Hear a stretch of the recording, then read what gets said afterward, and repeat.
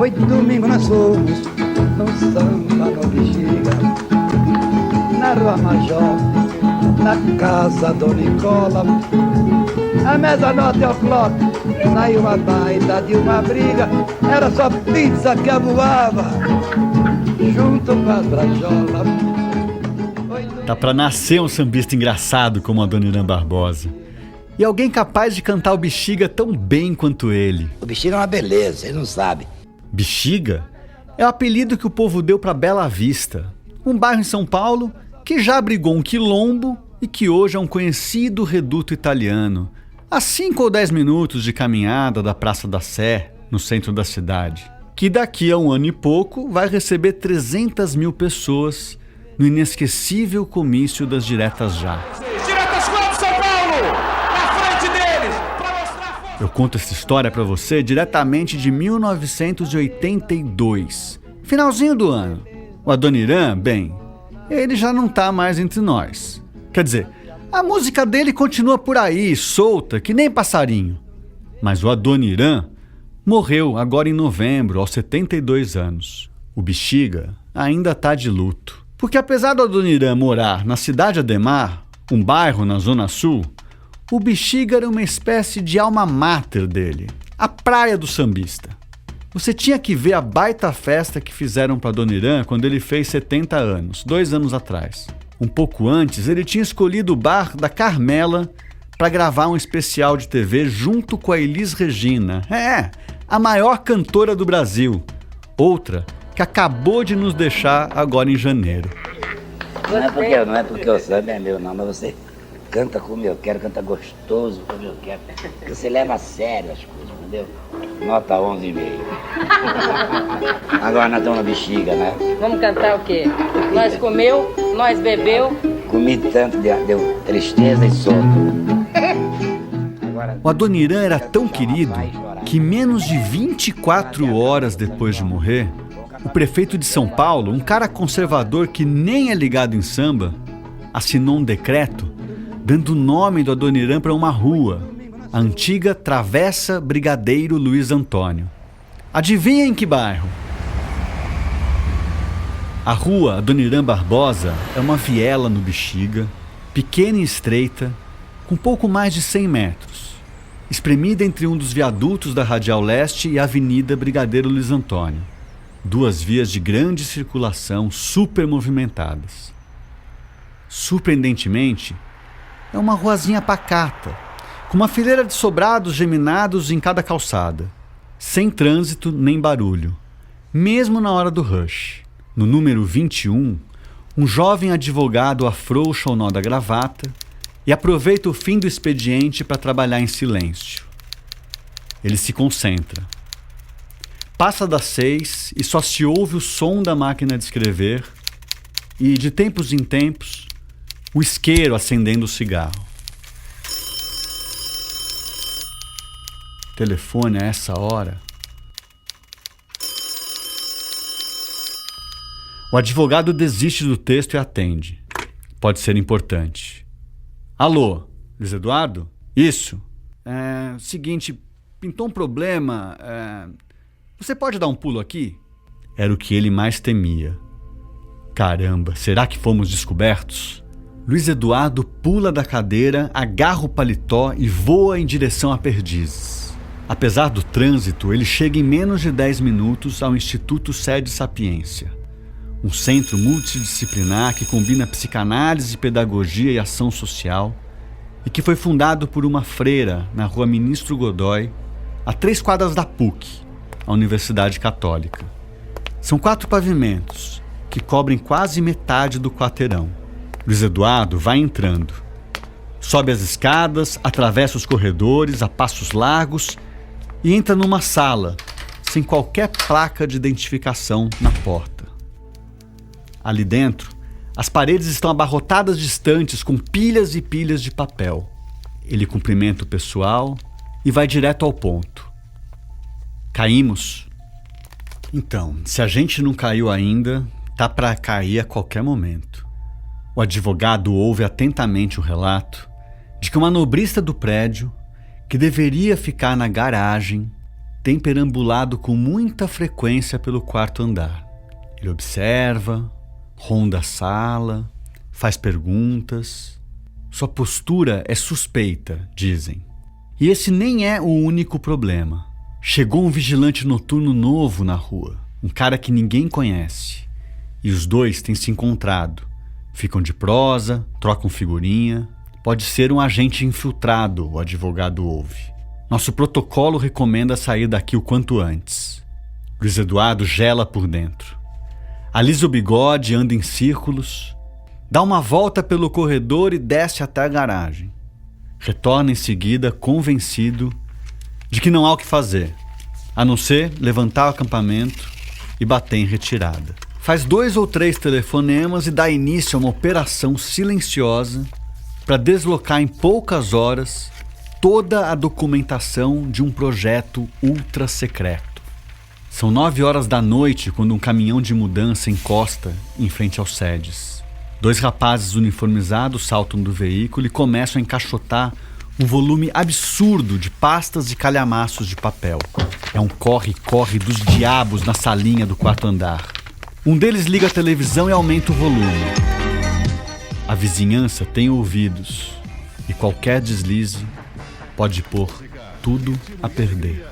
Depois de esvaziar as prateleiras, ainda falta desmontar as estantes e apagar qualquer indício de que um pequeno grupo de colaboradores trabalhou por quase 3 anos nessa mesma salinha, em absoluto sigilo. Passa da meia-noite quando o motorista do caminhão dá a partida. E quando o resto do pessoal chegar de manhã? Vai dar de cara com a sala vazia. Paciência. Assim que as coisas se ajeitarem, a gente informa a nova localização. Ele responde. A prioridade agora é proteger o material. Ainda é cedo para sentir alívio, mas o advogado já pode, pelo menos, tentar dormir. Enquanto dirige para casa, Luiz Eduardo tenta não pensar no risco que aquele projeto representa. Faz 3 anos que um pequeno núcleo clandestino se reúne nas sombras e armazena documentos confidenciais em espaços insuspeitos. Transporta dólares na cueca, microfilmes nos sapatos e arrisca o pescoço de tudo que é jeito em plena ditadura militar. Luiz Eduardo é Luiz Eduardo Greenhalgh, advogado conhecido por defender presos políticos e por ter liderado a seção paulista do Comitê Brasileiro pela Anistia. Desde a aprovação da lei em 1979, ele é um dos coordenadores desse time que atua em segredo. O grupo é formado por padres e advogados, sociólogos e pesquisadores, pastores e reverendos, incluindo gente no exterior e até um cardeal. Foi realmente o trabalho de 6 anos de atenção constante e foi feito por um grupo muito corajoso. Ao todo, esse grupo vai trabalhar por quase 6 anos, de 1980 a 1985, para salvar cerca de 1 milhão de páginas e registrar um dos capítulos mais sinistros da história do Brasil. Com base nessa documentação, organizada a partir da cópia sigilosa de 707 processos judiciais que tramitam no Superior Tribunal Militar, esse grupo de advogados, religiosos e pesquisadores vai reunir 1.843 relatos de tortura, listar 125 desaparecidos políticos e denunciar 444 torturadores, nominalmente. É um retrato condensado e, ao mesmo tempo, aprofundado, muito sério, muito comprovado do que foi a ditadura militar. Essa papelada vai trocar 3 vezes de endereço, enquanto é minuciosamente analisada, microfilmada e enviada para Genebra para não sumir do mapa, como tantos outros arquivos da ditadura. Uma operação complexa, que vai exigir obstinação e sangue frio de todos que participarem dela. Antes de tudo, acho que foi um projeto de extrema coragem, muita coragem. A luta silenciosa de pessoas que ousaram desafiar a ditadura e arriscar o pescoço numa aventura muito mais eletrizante que a maioria dos filmes de espionagem. Uma jornada que, entre 79 e 85, vai envolver pessoas que permanecerão anônimas por 4 décadas, mas que a gente vai nomear e homenagear aqui, a partir de agora. Um marco muito importante para o processo de democratização do Brasil, de novo, né? Redemocratização, né? Nos últimos anos da ditadura, essas páginas serão preservadas num arquivo físico gigantesco e resumidas num livro de capa vermelha que ficará 91 semanas consecutivas na lista dos 10 livros mais vendidos do país. Um projeto que entrará para a história com o intrigante nome de Brasil Nunca Mais. Brasil Nunca Mais foi a primeira Comissão Nacional da Verdade. Os militares nunca conseguiram desmentir o projeto Brasil Nunca Mais. As provas do crime de lesa humanidade estão lá para quem quiser ver. Foi uma conscientização que nunca mais ficaremos calados, que os governantes são responsáveis por suas atitudes e a sociedade não vai dizer amém. Eu sou Camilo Vanucchi e este é o podcast Nunca Mais, os bastidores da maior denúncia contra a tortura já feita no Brasil. Uma série original do grupo Prerrogativas, Prerro, produzida pela Nave Reportagens. Episódio 1. Antes que seja tarde.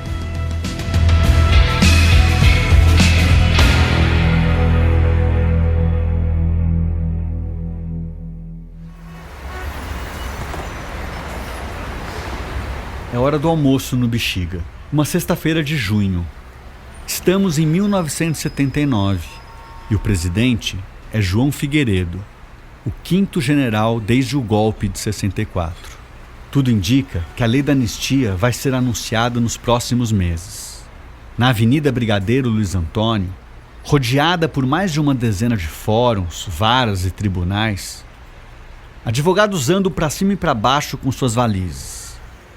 A Brigadeiro é também conhecida por reunir algumas das mais importantes salas de teatro de São Paulo.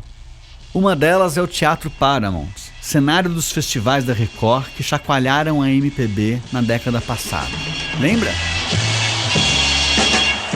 Caminhando contra o vento, sem lenço, sem tormento, no sol de quase... Outro é o Teatro Bandeirantes, onde Elis Regina ficou 2 anos em cartaz com o espetáculo Falso Brilhante.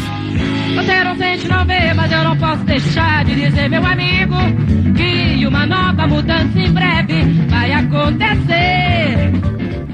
Outro endereço icônico da Brigadeiro fica no número 1249 da avenida. E não tem nada de artístico ou musical. Esse casarão, ao contrário dos teatros, não é o tipo de local que a gente tem vontade de visitar. No imóvel funcionam a primeira e a segunda auditorias da Justiça Militar, onde são julgados os réus acusados de cometer crimes políticos. A bem da verdade, não é exatamente um julgamento que rola ali dentro. Quando intimados a comparecer à auditoria militar, os réus têm sido invariavelmente condenados, quase sempre em julgamentos viciados, feitos para condenar quem se opõe à ditadura. Resumindo, um julgamento para inglês ver. Por falar em inglês, quem acaba de sair desse casarão é um advogado com sobrenome inglês que a gente já conhece, o Luiz Eduardo Greenhalgh. Convenhamos que Greenhalgh é um sobrenome imponente que impõe respeito. Talvez você já tenha se deparado com esse sobrenome nas aulas de história, aliás. Nosso advogado, um aguerrido opositor da ditadura militar, tem um parente famoso, que é considerado um herói por muitos militares, olha só, em especial da Marinha. Vou abrir parênteses aqui para contar essa história, porque ela é boa demais para ficar de fora. João Guilherme Greenhalgh era um guarda-marinha que tinha 20 anos quando foi morto na Batalha do Riachuelo, na Guerra do Paraguai. Ele tentava a todo custo impedir que os inimigos tomassem a bandeira brasileira do mastro da fragata Parnaíba, que estava em vias de ser afundada. Virou mártir e até hoje dá nome a uma medalha e a uma categoria de embarcações das Forças Armadas. Luiz Eduardo conta que o pai dele era fã desse outro Greenhalgh. Todo dia 11 de junho, jantar na minha casa, meus irmãos, minha mãe, eu e meu pai falavam assim: hoje é 11 de junho. Em 1865, a bordo da corveta Parnaíba, um Greenhalgh deu a vida pelo Brasil. Quando Luiz Eduardo estava na faculdade, ele descobriu que a Guerra do Paraguai estava mais para genocídio mesmo. Ouviu isso numa palestra feita por um militar, inclusive. O cara é famoso, o Coronel Cavanhari. E nessa palestra, esse Coronel Cavanhari disse que a Guerra do Paraguai foi um genocídio, que a Aliança Tríplice matou 60% dos homens, 50% não sei das crianças, não sei das crianças. A batalha que envergonha, né? Guerra que envergonha o Brasil. No 11 de junho seguinte, o pai veio com a história de sempre e ele decidiu contar o que tinha aprendido com o tal coronel. O pai o encarou em silêncio por alguns segundos, que pareceram intermináveis, e repetiu a ladainha. Puta que eu pariu. Ai, me olhou. No dia 11 de junho de 1865, a bordo da corveta Parnaíba, um Greenhalgh deu a vida pelo Brasil. Ficou me olhando. No outro ano ele não falou mais. Foi o último ano. O pai do Luiz Eduardo, que também era advogado, deu o troco pouco depois, em 73, quando Luiz Eduardo ousou declarar ao velho que estava pronto para servir a seu país, mas como advogado de preso político. Ainda estudante de direito, o jovem pediu uns dias de licença no escritório do pai, onde estagiava, para ajudar na defesa do também advogado Edibal Pivetta, seu amigo, preso pela ditadura, enquadrado na Lei de Segurança Nacional como se fosse um de seus clientes. Meu pai tinha um escritório aqui em São Paulo, que era o 3º ou 4º escritório de desapropriações. Estava na febre das desapropriações, né? Radial Leste, Minhocão, era o Paulo Maluf desapropriando a cidade de São Paulo inteira.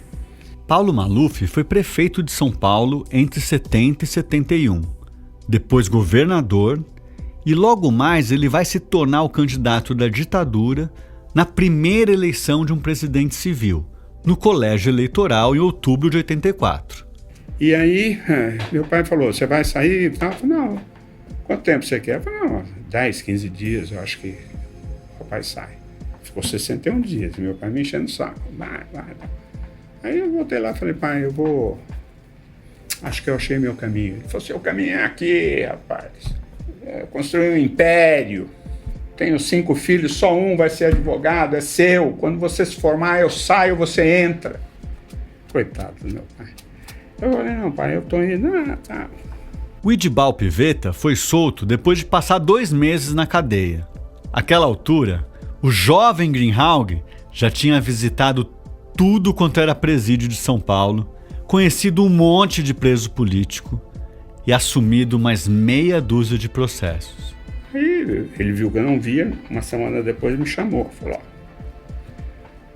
você sabe que eu sou contra você defender comunista, terrorista, subversivo, mas já que você quer, seja responsável. Me devolve o carro, me devolve o talão de cheque, sai de casa, porque você vai ficar marcado e eles vão querer atingir a nossa família e o nosso escritório, então saia de casa. Numa tacada só, Greenhalgh perdeu o patrocínio, renunciou a uma carreira promissora no escritório do velho e precisou migrar para um quarto e sala sem sofá nem geladeira, só com o fogãozinho de 2 bocas que ele conseguiu comprar. Foi o começo de tudo. Desde 1973, ele não se cansa de frequentar presídios, denunciar torturas, mortes e desaparecimentos forçados. Também ajudou a desenvolver um esquema para fazer a tortura constar nos processos. O meu cliente fazia o depoimento perante o juiz auditor e depois a gente anexava uma carta fazendo parte integrante do depoimento, onde a gente só falava da tortura. Até então, os relatos de tortura feitos pelos presos durante os depoimentos nas auditorias militares eram muitas vezes desprezados pelos juízes auditores. Imagina a cena. O preso passa 10 minutos detalhando as barbaridades que sofreu. Denuncia os nomes dos torturadores. Descreve as técnicas utilizadas. E o escrivão coloca uma única linha, bem protocolar. O preso declara que sofreu sevícias durante o depoimento. Já a carta do advogado era sempre anexada ao processo, com todos os detalhes sobre as violações de direitos sofridas pelo preso.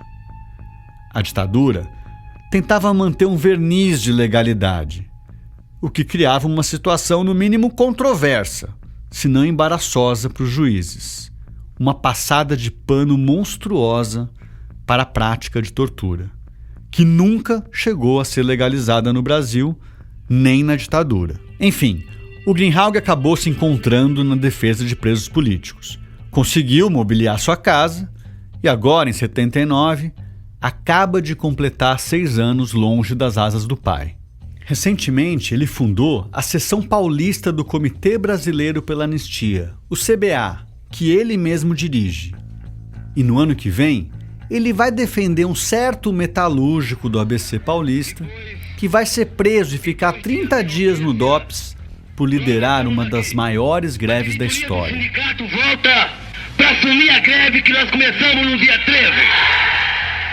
A missão do Comitê Brasileiro pela Anistia é lutar pela aprovação de uma lei que garanta anistia ampla, geral e irrestrita para todos os exilados e presos políticos que ainda cumprem pena ou estão impedidos de voltar ao Brasil. Neste primeiro semestre de 79, o trabalho do CBA está bem intenso. Figueiredo se comprometeu a concretizar a abertura política prometida por Geisel anos atrás, mas o projeto de anistia apresentado pelo Executivo não corresponde aos anseios dos presos políticos, nem de seus familiares e advogados. Os parlamentares alinhados ao governo também indicam que vão votar contra a anistia para quem participou da luta armada, por exemplo. É preciso agir com firmeza e de forma estratégica para fazer prevalecer a proposta da anistia ampla, geral e irrestrita. Mas ainda sobre a anistia, uma rápida observação. Abre parênteses. Os autores deste podcast entendem o instrumento da anistia como uma forma de reparar a injustiça praticada pelo Estado, a partir do momento em que seus agentes rasgaram a Constituição e atentaram contra a democracia. Jamais como um instrumento para livrar de punição os próprios agentes, algozes e torturadores, muito menos beneficiar aqueles que ajudaram a deflagrar o golpe e instaurar a ditadura. Nem naquela época, nem em tentativas mais recentes, diga-se. Fecha parênteses. Em meados de 1979, enquanto o projeto de lei tramita no Congresso, Luiz Eduardo Greenhalgh divide seu tempo entre o trabalho do escritório e a militância no CBA. É nesse contexto turbulento que ele deixa o casarão da Justiça Militar naquela sexta-feira, na hora do almoço. Ao lado dele, uma advogada morena, baixinha, mineira de Juiz de Fora, também na faixa dos 30 anos, fala pelos cotovelos enquanto os dois descem a Brigadeiro Luiz Antônio em direção ao escritório do Greenhalgh, na rua Dona Irã Barbosa, que nessa época ainda se chama Travessa Brigadeiro. Seu nome é Eni Raimundo Moreira. Eni é uma das mais respeitadas e admiradas advogadas de presos políticos do Brasil. E é ela quem preside o Comitê Brasileiro pela Anistia, o mesmo CBA que tem Greenhalgh como diretora em São Paulo. Ela trabalhava no escritório Sobral Pinto, certo? Então, a Eni do escritório de Sobral Pinto. O eminente jurista Sobral Pinto é um dos mais importantes advogados do país. Um veterano que já passou dos 80 e está praticamente aposentado em 79. Eni tinha 20 anos e cursava o 2º ano de Direito, ainda em Juiz de Fora, quando desembarcou no Rio de Janeiro para ser estagiária dele, em 1966. Descíamos a Brigadeiro Luiz Antônio, mais ou menos em frente. Eu tinha que descer devagar, a gente descia a pé, eu tinha escritório na Travessa Brigadeiro. Ini caminha com dificuldade, apoiada numa bengala. Quando criança, ela teve paralisia infantil e acabou herdando uma atrofia muscular nos membros inferiores, razão da sua dificuldade de locomoção. Aqui vai um aviso importante. Não se deixe enganar por essa descrição e não caia no erro de imaginar uma mulher frágil, só porque ela anda com dificuldade. A coragem de Ini sempre a levou muito longe. Fosse diferente, ela não teria sido escolhida pelos familiares de presos políticos para presidir o CBA. Nem teria tantos clientes em São Paulo. A Ini era mesmo porreta. Greenhalgh contou pra gente de uma vez que ela foi passar o Natal no Presídio de Segurança Máxima de Presidente Venceslau. Naquela ocasião, em 72, 6 presos políticos tinham sido retirados de suas celas no Presídio Tiradentes, que era ocupado exclusivamente por presos políticos, e transferidos para lá, na divisa de São Paulo com Mato Grosso do Sul, onde foram misturados aos presos comuns. Alguns desses presos políticos eram clientes dela. Essa mulher pegou o avião, o ônibus, com deficiência física, e foi para Presidente Venceslau, entrou no presídio e falou: eu vim passar o Natal com vocês. E passou o Natal com eles. A partir desse momento, era o Sobral Pinto do escritório da Ini. Porque ela deu uma demonstração de dedicação insuperável, pô. Um dos presos era o Frei Beto, frade dominicano que no final dos anos 60 tinha colaborado com a Ação Libertadora Nacional, a ALN, organização liderada pelo Marighella, o inimigo público número 1 da ditadura, que foi assassinado numa emboscada policial em 69. O Frei Beto vai contar tudo sobre essa operação que assassinou o Marighella no livro Batismo de Sangue, que ele vai publicar em 81 e que mais tarde vai virar filme. Ele também vai participar do Brasil Nunca Mais. Mas a gente não vai falar sobre isso agora. O que nos interessa saber nesse momento é que ele escreveu um texto lindo sobre aquele Natal na cadeia. Ele conta que rolou uma missa no presídio e o diretor, num ato demagogo, agradeceu a presença da Ini e pediu que ela dissesse umas palavras aos presos. Aí, meu amigo... Suas palavras contagiaram o ambiente. Seu carinho penetrou o coração de cada presidiário. Só lembro que terminou dizendo: beijo cada um de vocês. Mas não se limitou à palavra. Emocionada, preferiu uma atitude. É noite de Natal, disse ela, e quero dar um abraço em cada um de vocês.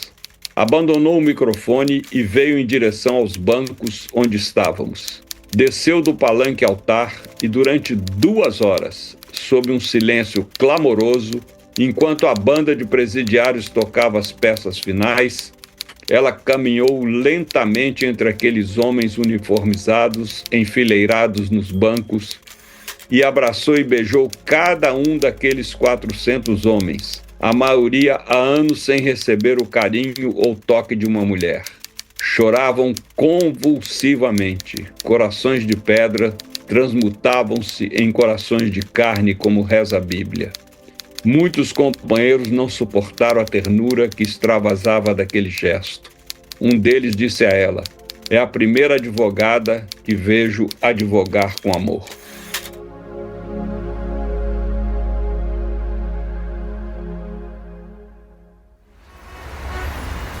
Enfim, voltemos para 79.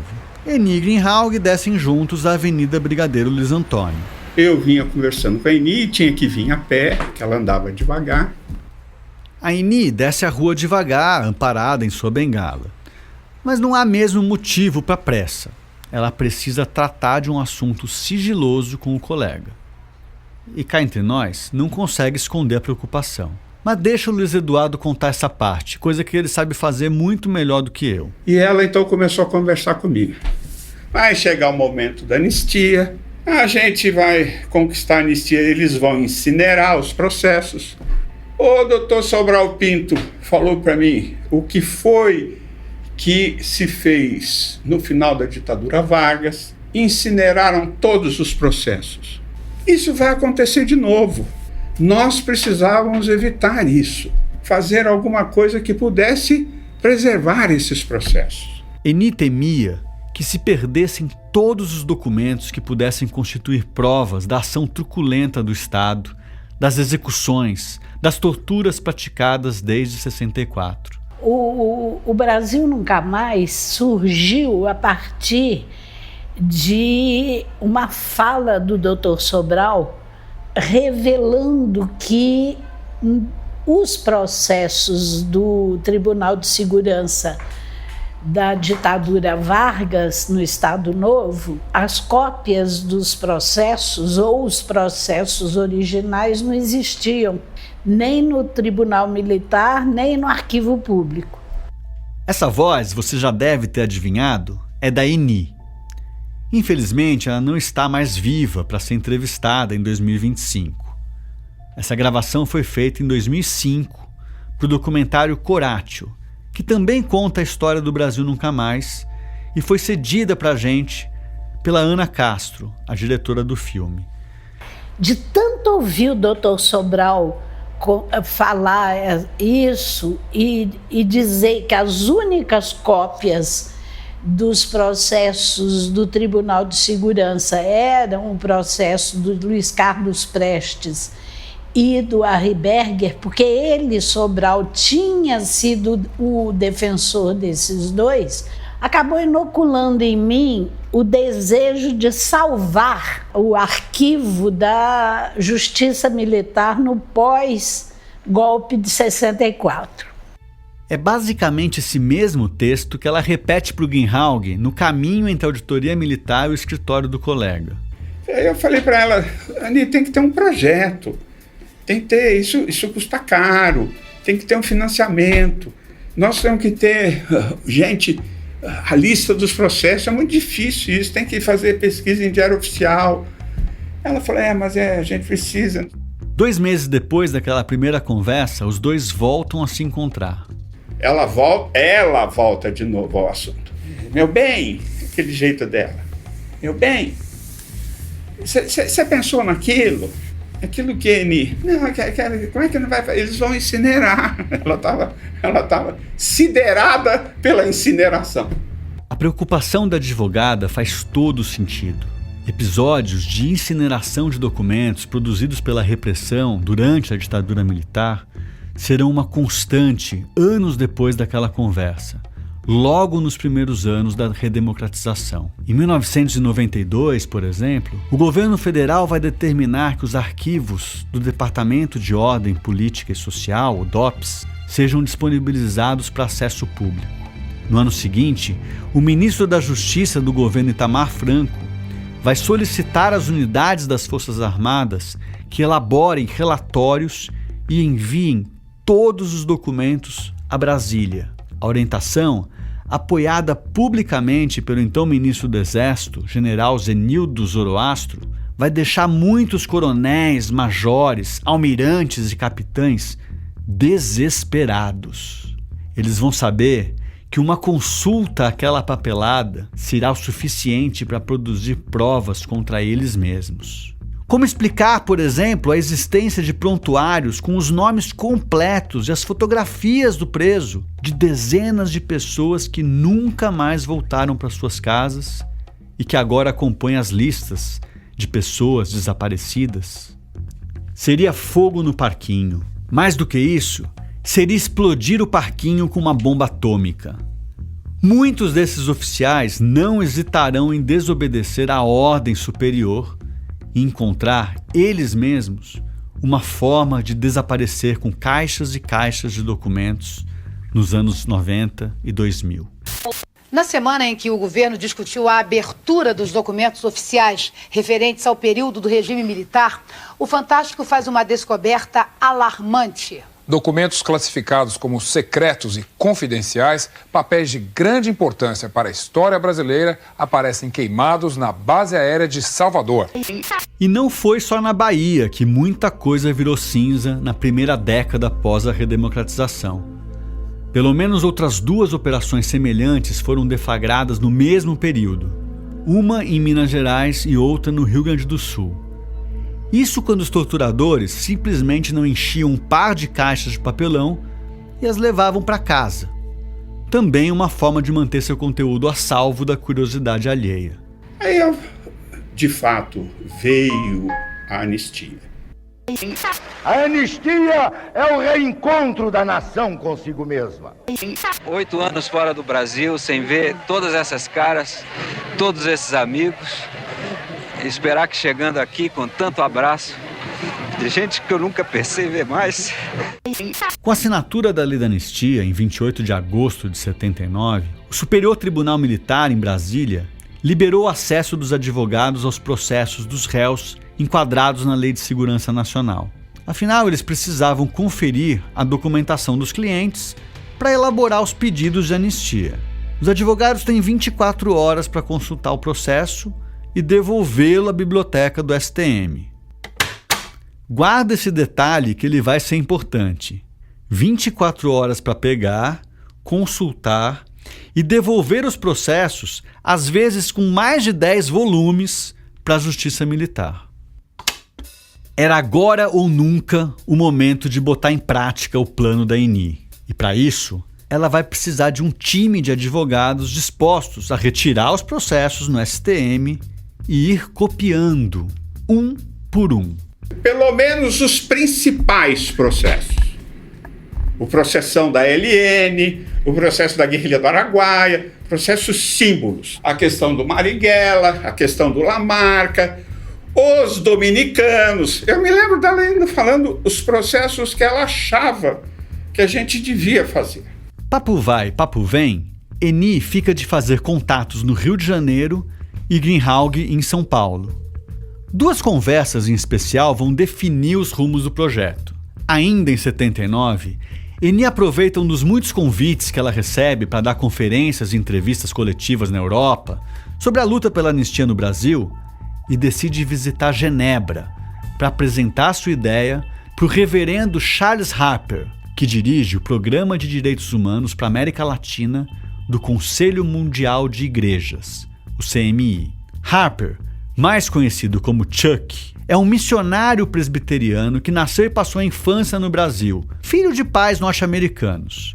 E ENI sabe que o CMI, uma espécie de federação internacional de igrejas protestantes, tem financiado iniciativas de defesa da democracia em diversas ditaduras no Hemisfério Sul.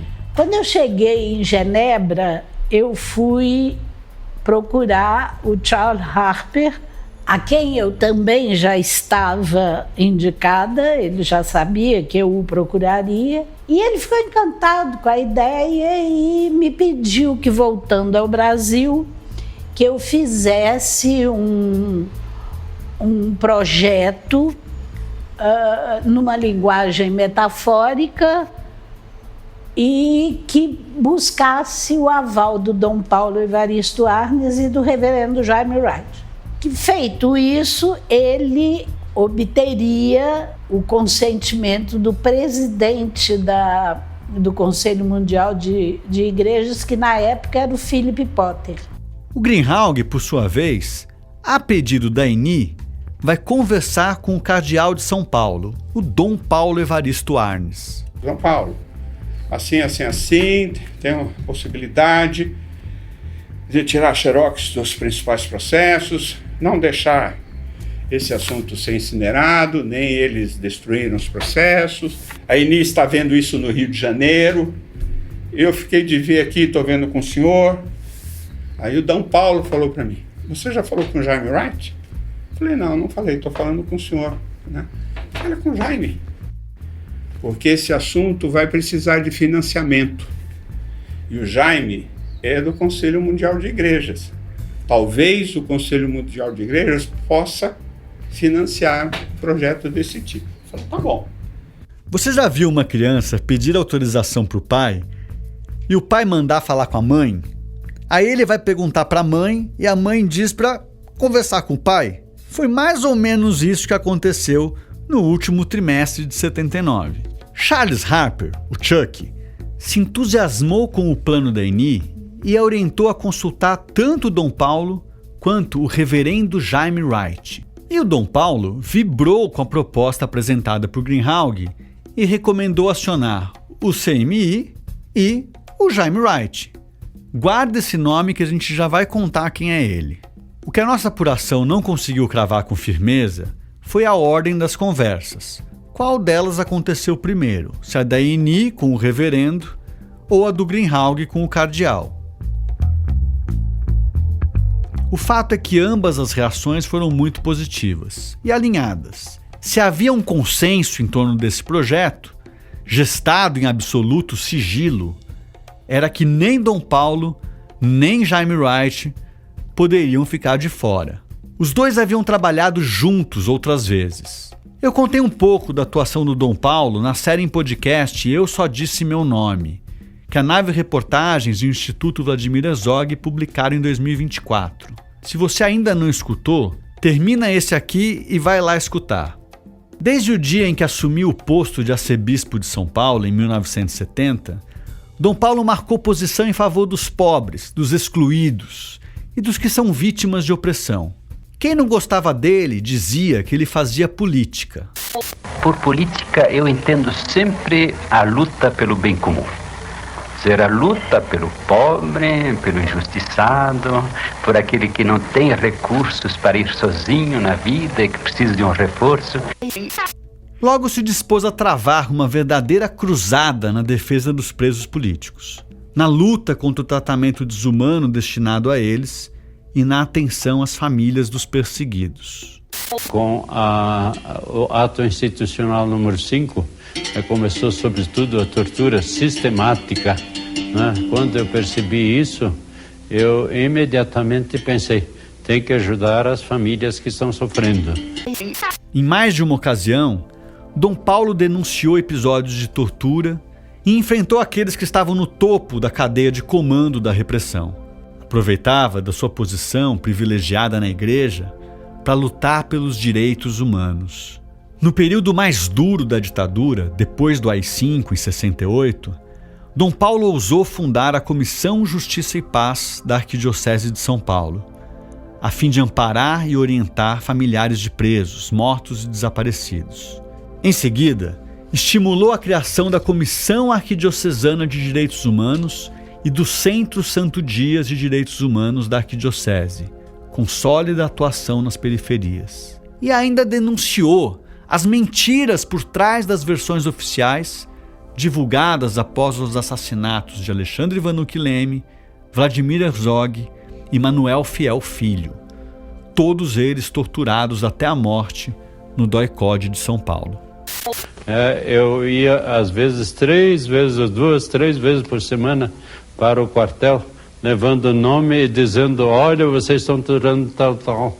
Se vocês continuarem, eu vou avisar isso a American Press, a France Press ou a BBC, etc., de maneira que vocês não podem torturar. E levava nomes. Quando eu ia reclamar, e ia reclamar muitas vezes, eles diziam, mas de onde é que o senhor sabe tudo isso? Eu disse, o senhor sabe que eu sou padre, não? Eu tenho comunicação com outras forças que os senhores não têm, né? Foi por causa dessa militância que Jaime Wright se aproximou de Dom Paulo. O reverendo da igreja presbiteriana era irmão de Paulo Wright, um ex-líder estudantil, militante da Ação Popular e ex-deputado estadual por Santa Catarina, que teve o mandato cassado em 64, foi sequestrado pelos militares na primeira semana de setembro de 73 e desapareceu em seguida. Pouco tempo depois, Jaime bateu na porta do cardeal, pedindo ajuda para localizar o irmão. Ele entra justamente na época da prisão do meu tio, né, em 73, setembro de 73. Essa aí é a Anitta, filha do reverendo Jaime Wright e sobrinha do desaparecido Paulo Wright. Ela está contando sobre a entrada de Dom Paulo na vida de seu pai. Ele foi abandonado, entre aspas, né, pelos seus colegas pastores evangélicos, né, viraram as costas, né, e na época ele então procurou Dom Paulo, que ele tinha ouvido falar, né, que era tipo a voz que clamava no deserto naquela época, né, então ele procurou Dom Paulo, né, e Dom Paulo então estendeu a mão para ele. Ao longo de mais de 10 anos, Jaime buscou o irmão de tudo que era jeito. Muitas vezes ao lado de Dom Paulo. Quando o jornalista Vladimir Herzog foi torturado até a morte em outubro de 75, Jaime Wright dividiu com Dom Paulo e com o rabino Henry Sobel a celebração do ato ecumênico em sua homenagem, realizado na Catedral da Sé, a convite do cardeal. Dom Paulo também o convidou para integrar a Comissão Arquidiocesana de Direitos Humanos, e Jaime passou a trabalhar numa sala vizinha à do cardeal. Nas alas mais conservadoras da igreja presbiteriana, campeava certa ironia em relação à aproximação de Jaime Wright e Dom Paulo. Diziam, por exemplo, que Jaime era o único protestante que despachava na Cúria Metropolitana, um evangélico lotado na sede da Igreja Católica, onde já se viu. Quando o projeto da ENI foi finalmente aprovado pelo presidente do CMI, o Philip Potter, e pelo diretor do Programa de Direitos Humanos para a América Latina, o Chuck, apenas mais 2 pessoas no Conselho Mundial de Igrejas ficaram sabendo dele. Jaime Wright, naturalmente, e o também brasileiro Anivaldo Padilha, ambos fundamentais para que o projeto fosse efetivamente aprovado. O Anivaldo pode ter sido o principal responsável pela aprovação do projeto. Ele é pai do Alexandre Padilha, que em 2025 você conhece como deputado federal e ministro. O contato meu pai é por carta, por fita cassete que ele gravava, que eu gravava, né? E quando o Corinthians ganha em 77 com o gol do Basílio, eu gravo o gol do Basílio e mando para ele. O Padilha pai vivia no exílio desde 71, quando foi preso e torturado depois de ser dedurado por um pastor da própria igreja metodista que ele frequentava. A acusação: atuar no movimento estudantil e integrar a organização de resistência Ação Popular, a mesma do Paulo Wright. Minha mãe estava grávida de mim nessa época, e a decisão por não sair era da minha mãe, em parte por insegurança, em parte também porque ela era de uma outra organização, e também achava que não tinha que sair do Brasil. Ele viveu até 73 no Chile e outros 5 anos nos Estados Unidos, antes de se casar e fixar-se em Genebra, na Suíça. Para mim, a anistia era também a esperança do meu pai poder voltar para o Brasil, né? Então tinha um valor duplo. Quando tem toda a mobilização da anistia, a aprovação e a sanção, meu pai estava num momento de mudança. Ele ia sair dos Estados Unidos e ia para a Suíça, isso em 79, exatamente para na Suíça assumir a parte da Secretaria Executiva do Conselho Mundial de Igrejas. Quando a ENI entregou o projeto cheio de metáforas para o Chuck Harper, o responsável pela área de direitos humanos pediu que o Anivaldo desse uma olhada nele. Foi quando o Chuck me procurou. Esse é o Anivaldo Padilha. A proposta é boa, mas você acha que vale a pena a gente apoiar? Eu falei, claro, Chuck, se a gente puder apoiar, vamos apoiar. Temos que ver, quer dizer, como financiar isso, né? Porque a ideia é que tinha que ser um projeto, a execução do projeto tinha que ser totalmente clandestino. Inclusive o financiamento tinha que ser clandestino. Contou pontos a favor da aprovação do projeto a possibilidade que o CMI teria de obter recursos e destiná-los a um fundo perdido, dedicado aleatoriamente à defesa dos direitos humanos, sem a necessidade de especificar o projeto ou o destino do dinheiro.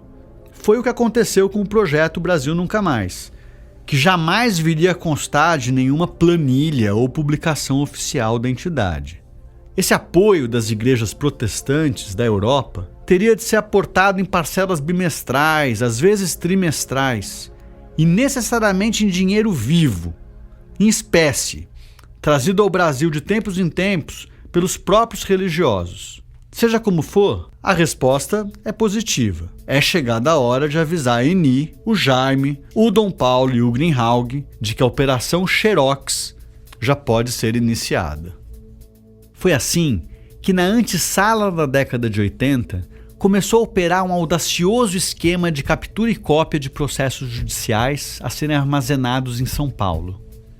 Primeiro, numa salinha do Instituto Sede Sapiência, a 300 metros da PUC, em Perdizes, sob as asas de uma religiosa super engajada, a freira, psicóloga e educadora Célia Sodré Dória, conhecida como Madre Cristina. De uma ousadia inabalável, Madre Cristina possibilitou o desenvolvimento de um centro de estudos que misturava Marx, Freud e Paulo Freire e que viria a se tornar uma das mais respeitadas escolas de psicanálise do país. No instituto administrado por ela, os primeiros processos começaram a ser guardados e a estratégia desenhada. Não havia qualquer identificação na porta, invariavelmente trancada a chave pelo último a sair. Uma única inscrição, prosaica e sem maiores explicações, indicava o conteúdo das pastas que logo começaram a cobrir as prateleiras das estantes instaladas na sala. Testemunhos Pro Paz, o TPP, título que constava no primeiro projeto, cheio de metáforas, que Eni entregou a Philip Potter.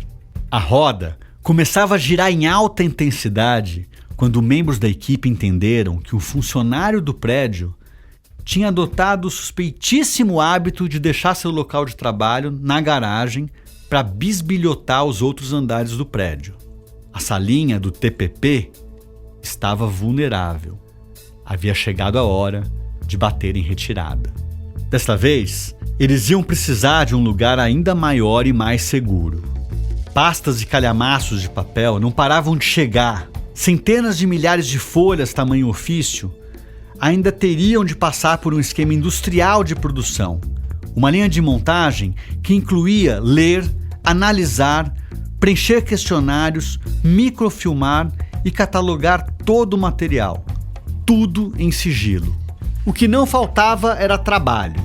Até porque o pessoal de Brasília estava azeitado, com sangue nos olhos, xerocando processos 8, 9, 10 horas por dia. Era xerox que não acabava mais. Foi uma façanha, sabe? Eu fico até meio arrepiado, porque na época eu não tinha consequência do que eu estava fazendo. Eu só sabia que tinha que fazer porque era um combate à ditadura. Essa fase que a gente vai contar no próximo episódio. Como os advogados retiraram centenas de processos do STM sem ninguém desconfiar. E alguns com vários volumes, 50 volumes, às vezes até 100 volumes. Que logística esses caras inventaram para dar conta do trabalho antes que os tais processos começassem a ir para a fogueira? Todo mundo tinha que ter uma indicação. As contratações eram feitas por indicação. E o que o escritor Eduardo Galeano tem a ver com tudo isso? Eu não sei se em outras etapas da história humana a gente ha estado tão presa del miedo como vivimos nosotros ahora. Tenemos miedo de todo el tiempo. Nunca Mais é um podcast original do grupo Prerrogativas, o Prerro, produzido pela Nave Reportagens e apresentado por mim, Camilo Vanucchi. O roteiro eu escrevi com o Pedro Belo, a Cloé Pinheiro e a Luísa Cardoso. O Pedro Belo também dividiu comigo a pesquisa e a reportagem e fez a captação da maioria dos áudios que você ouviu. Quem fez a edição, a pesquisa de arquivos sonoros, trilhas adicionais, ambientação e mixagem foi o Felipe Barbosa. A trilha sonora original é do Cauê Fernandes. Neste episódio, utilizamos trechos de entrevistas que fizemos com Luiz Eduardo Greenhalgh, Anivaldo Padilha, Anita Wright, Leda Coraza, Frei Beto, Adriano Diogo, Eugênia Augusta Gonzaga e Avel de Alencar. A entrevista da Eni Raimundo Moreira, falecida em 2022, não foi feita por nós. Ela nos foi cedida pela jornalista Ana Castro, que a entrevistou em 2014 para o documentário Corátio, 30 anos de Brasil Nunca Mais, que a Ana dirigiu com Gabriel Mitani. O depoimento do Luiz Carlos Sigmaringa Seixas, que nos deixou em 2018, foi dado ao pesquisador Marcelo Zelic para o Brasil Nunca Mais Digital. Este episódio também usou áudios dos filmes Coragem, As Muitas Vidas do Cardeal Dom Paulo Evaristo Arnes, de Ricardo Carvalho, Dom Paulo, Coragem e Fé, de Renato Levi, produzido pela TV PUC de São Paulo, e Betinho, Esperança Equilibrista, de Vitor Lopes, da TV Globo, TV Record, TV Bandeirantes, TV Cultura, TV Senado, Canal Memória Audiovisual Brasileira e áudios sem fontes definidas encontradas no YouTube e em redes sociais. Obrigado pela escuta. Se puder, compartilhe esse podcast com os amigos, siga este canal e divulgue nas redes sociais. A gente se encontra no próximo episódio.